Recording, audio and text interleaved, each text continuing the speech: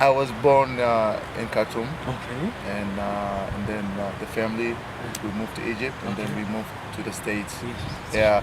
Uh, as an adult, my first time in South Sudan Yes. was 2011 Yes.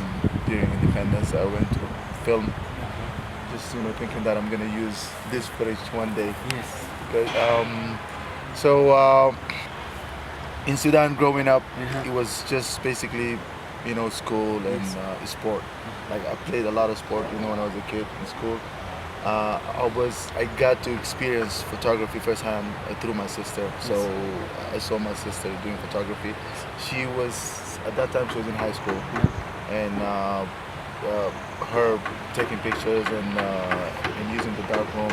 That was the first experience in photography. Then, but it was just seeing it. I mostly was into sport in school. Like, of course, I was just a kid. Then the family moved to Egypt, and then from there we went to the States, finished my school, went to college, and it was basketball. That was my first love always.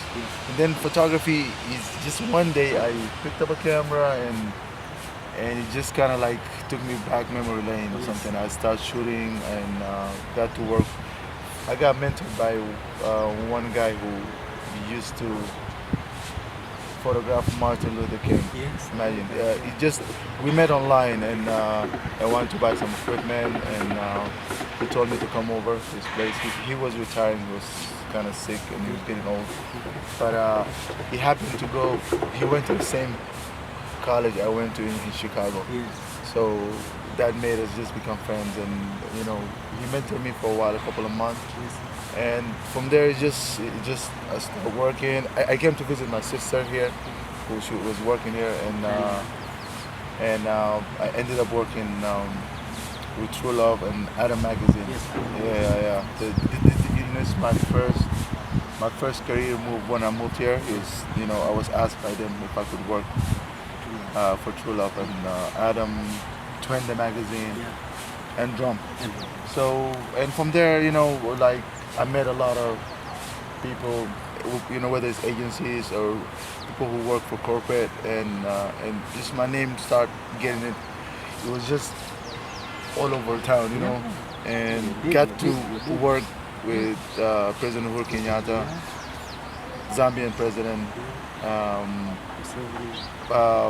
dignitaries and corporate. So it just got out there, Forbes magazine picked it up, and recognized me as one of inspiring photographers in Africa, and it's been a good journey basically. Yeah. Let's speak about that journey. How is it interacting with those leaders? You find the leaders in Africa, especially. Is it easy for a photographer? Funny enough, I still believe like there's some leaders in Africa that they're still stiff and hard to deal with them. But funny, like President Uhuru Kenyatta is one of the coolest guys, not just president, but coolest guy ever. Like he's an easy guy, very easy person. So dealing with him was just amazing. Like it was just some good vibe, Same was with President Rupia Banda. He was a chill person too. Maybe it's luck that I get to work with cool leaders, But it's always a good experience with them. Yeah. I can imagine.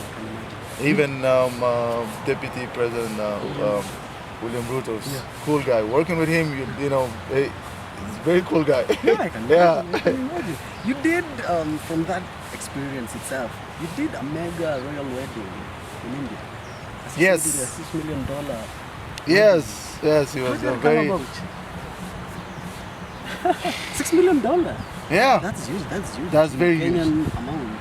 Very huge. Yeah, I think I shot a wedding for one of their cousins or something, and they called me. They're like, "Oh, we want you to come to India, shoot our wedding," and I didn't even think that's gonna be that big.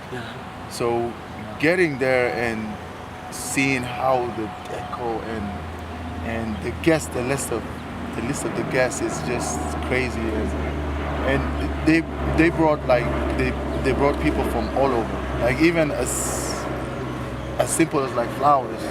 Orchids were coming from Thailand, champagne is coming from where? It's like it was. So I sat down and I asked the planner, and when she gave me the figure, I was shocked. I was impressed. It's mind-boggling. Yeah.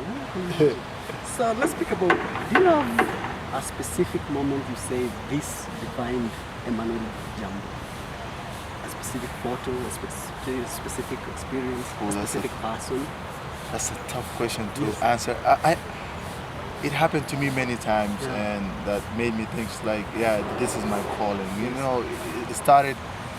It started from the time that my first mentor, you know, somebody who was doing photography for like 40 years, and I brought him a photo that I took, and he said, I stand up and I salute you. I salute this photo.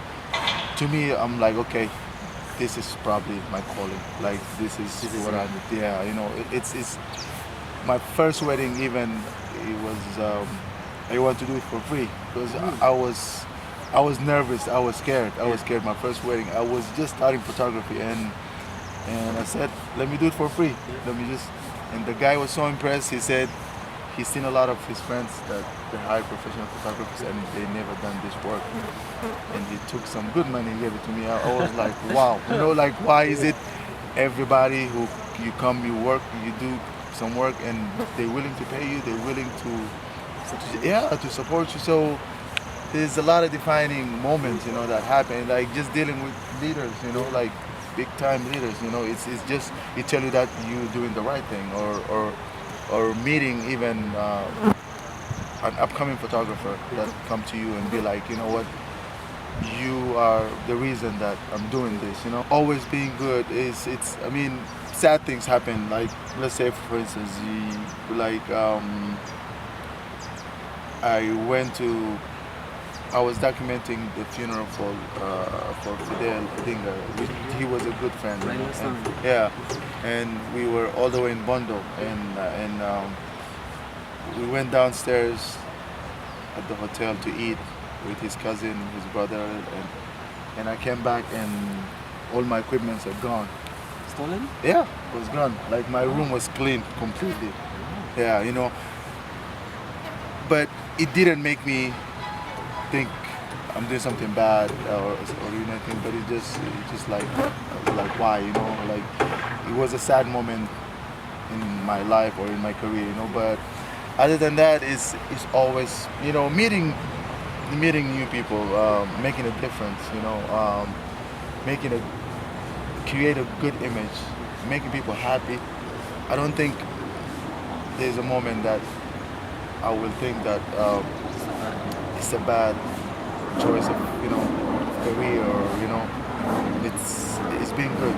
Yeah, Photography pays? photography pay. It pay. It pays. Yeah, it pays. It pays.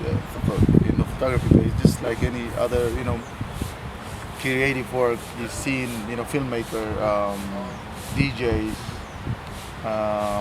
What else? There's many. Yeah, but photography pay. You know, but like I always say, you know, it's don't come into that thing to make money. You, if that's your passion, follow it. You know, as a passion, make good images, and the money will come. And the money will come.